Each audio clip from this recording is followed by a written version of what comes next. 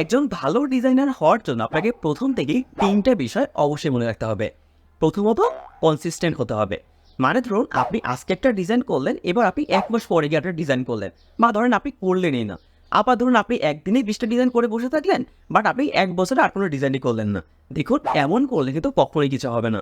আপনাকে অবশ্যই প্রতিদিন নিয়মিত করে প্র্যাকটিস করে যেতে হবে। আজকে আপনি 2টা করলেন, কালকে 2টা করবেন, তারপরের দিন 5টা করবে, এরকম করে আস্তে আস্তে করে যাবে।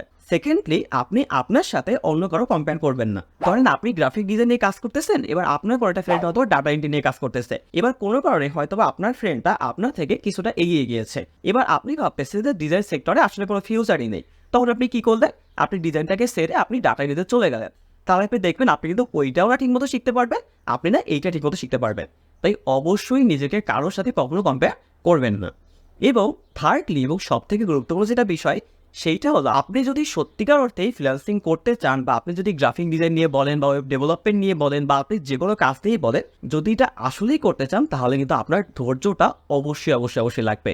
এবং প্রথম থেকে টাকার চিন্তা কিন্তু একদমই করা যাবে না। সো আপনি জাস্ট এই 3টা জিনিস মেনে চললেই একটা সময় পরে গিয়ে আপনি দেখবেন আপনি সবকিছু করতে পারতেছেন। সো আশা করছি আজকের টিপসগুলো আপনাদের অনেক কাজে দিবে। সো আজকে যেটা এতটুকুই, দেখা হচ্ছে সম্পূর্ণ নতুন কোনো ভিডিওতে।